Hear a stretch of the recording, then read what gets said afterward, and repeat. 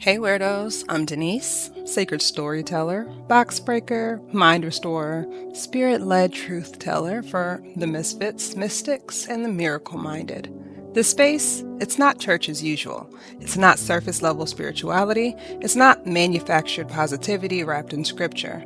I'm here to help you unlearn what broke you, remember who you are, and rewrite the beliefs that have been silently running your life. This right here is what I call an uncut truth sermon. No fluff, no filter, just spirit-led insight that hits you in the soul and calls you all the way up. So if you've ever felt like your faith was real, but your life maybe wasn't quite matching, if you've been doing the work, but something deeper still feels off, then this message is for you. I'm going to say this up front. This is not a pep talk. This is a soul intervention. If you came here looking for something soft and soothing, you may want to click out right now. But if you've been feeling that subtle ache, that quiet war between what you say you believe and what your life is actually reflecting, then this is your invitation to sit down, get still, and listen with your whole self. Because belief, it's not just a mindset. It's not just a vibe. It's not just what you post when you're trying to keep it cute and spiritual online. Belief is what actually builds your world. And if you don't choose it consciously, your traumas, your upbringing, and your unhealed moments, they're going to choose it for you. This message is for the ones who feel stuck, but know they were made for more. It's for the misfits, for the mystics, the miracle-minded believers who are trying to reconcile their past with their power. It's for the tired souls still bowing at altars that they didn't choose. You're not broken, but you may be spellbound. And today, we're going to break the spell. Let's go. What is belief really? Let's strip it all the way down to the basics. Belief isn't some cute little mantra that you tape to your mirror with tape and good intentions. It's not the good vibes only playlist that you blast hoping to drown out the voice of fear that's still sleeping in your chest. It's not even the affirmations that you say out loud when your inner voice is still whispering, "You're not enough," on replay. Belief is the engine. It's the silent, sacred, and sometimes sabotaging engine that runs your entire life. It's not loud, but it's loud enough. It shows up in your patterns, not in your promises. It shapes what you chase, what you settle for, what you silently expect, even if you're praying for something better. Belief is the script that your nervous system memorized before you even knew you were learning lines. Before you had language, before you had autonomy, before you had a say, your body learned what to expect from the world, from the way that you were held or the way you weren't, from the safety that you felt or you didn't, from the love you receive or from the conditions that came with that love. And now, you're still running that script. It's a different season, but it's the same storyline, because belief is your operating system.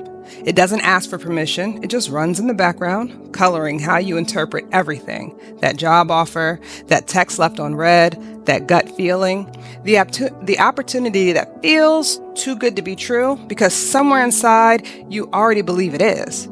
And here's the kicker. Sometimes it's invisible. Sometimes it's inherited. But always, it's powerful. Belief is the lens. It's the filter between your soul and the world. It's the difference between being seen and still feeling invisible. It's the difference between being free and still living like you're caged, between receiving love and questioning if you're even worthy of it. It colors every memory, every possibility, every relationship, every yes that you've talked yourself out of, and every no that you tolerate longer than you should. And most of us, we're out here trying to manifest miracles through a lens that we didn't even choose. We're quoting Bible verses and burning sage over belief systems that were built on survival, built on trauma, built on what somebody else handed us and told us this is the truth. But if that lens is cracked, the light's just not hitting quite right. So maybe the work isn't about adding more beliefs. Maybe it's about finally choosing the one who sees you as whole. Let's get a little bit nerdy, because the spirit and the science, they're not enemies, they're dance partners. Neuroplasticity, it's not just a buzzword that some wellness guru threw onto a graphic. It's a biological fact. Your brain is not static. It's alive, adaptable, malleable. And every single thought that you think, every story that you rehearse, every I can't, I'm not, or I guess that's just how I am, that becomes your brain's architecture. Your neurons, they're always listening. They're not judging your thoughts, they obey them. They take your words as commands, and they're eavesdropping on every inner monologue like, oh, okay, we're going to do abandonment issues again today. Got it. Let me strengthen those synapses real quick.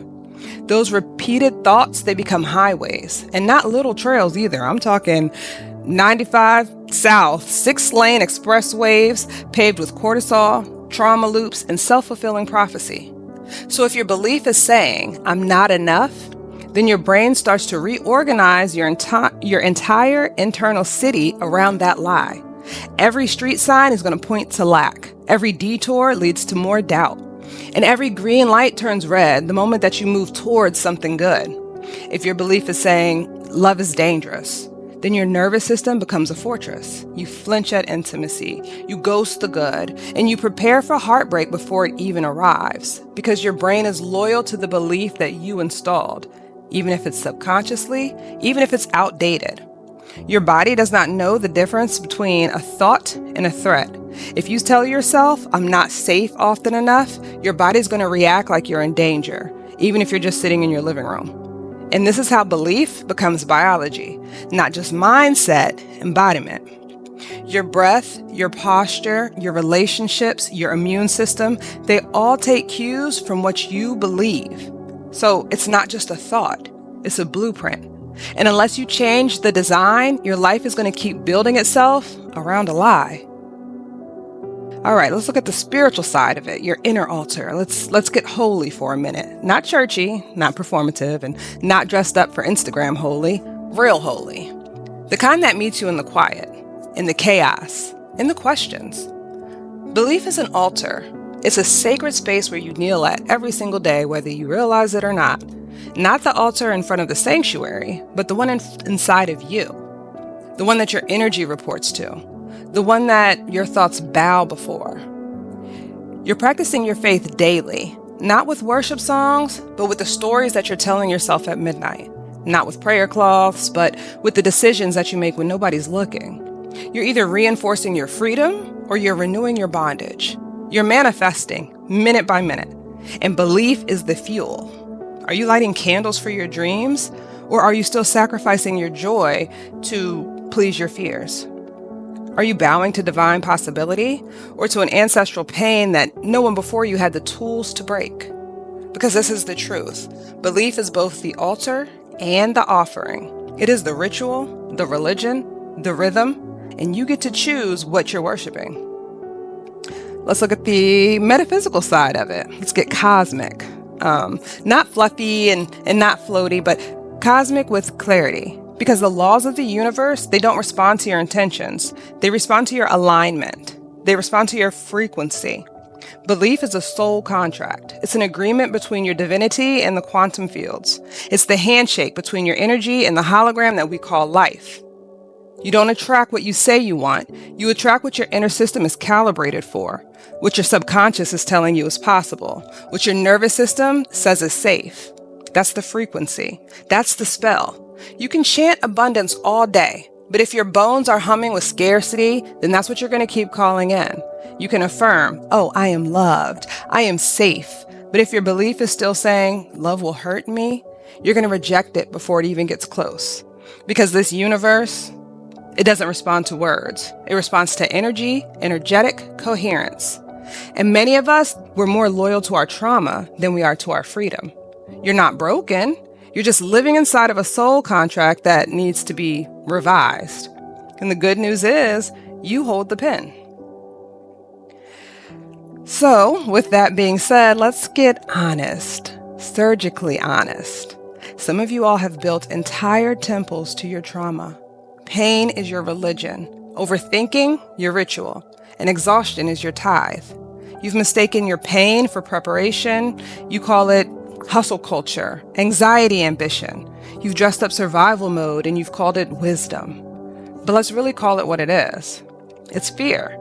It's fear masquerading as faith. It's the old altar demanding new sacrifices. You overthink, you overwork, you overgive, and then you wonder why your spirit feels hollow. You're doing everything right, but you still feel unseen, unsafe, and unworthy. But you're not broken. You're loyal. You're loyal to a belief system that is starving you. And the way out? Stop defending the lie that's just become familiar. Stop worshiping the pain just because it's predictable. You were not meant to live in a temple of lack. You were built to host liberation. Here's your wake-up call. Belief is stronger than truth. We do not live from facts. We live from what feels real. And that's why you can be deeply loved and still feel unlovable. That's why you can be fully free and still act like a hostage. Because if your belief is telling you, I'm not safe, you're going to interpret everything through that filter, no matter what's actually true. Belief overrides evidence. It cancels out your logic. It bends reality to fit its narrative. So if your life isn't reflecting the truth, it's reflecting the spell of what you believe. And until that belief changes, freedom can't land, joy can't stay, love can't root, because there's no container to hold it. So what's the question? Let's ask the question that most people will avoid. What are you still defending? Belief is not what you say. It's what you protect. It's what you justify. It's what you build evidence for, even when it hurts you. What belief has you loyal to lack? What inner narrative are you still bowing to just because it's familiar? And who would you be if you burned that altar of fear and built something holy in its place? The real work, it's not about effort. It's about extraction. It's about pulling up the roots of the lie and planting something new. So let's bring it home. Again, belief is a spell. Not some woo-woo thing. It's literally an energetic command, a soul directive, a daily ritual. And if you don't consciously choose your spell, your trauma is going to choose it for you. You don't just unlearn the old, you have to replace it. You have to recode it. You have to rewrite the damn contract right here and right now. So say it with me. I am safe to receive. I am safe to rest. I am safe to believe in beauty again. Because you were not made to live through the lens of fear. You were born to walk in freedom, to embody divine truth, to remember your original frequency. You are divine. And that's the belief that changes everything.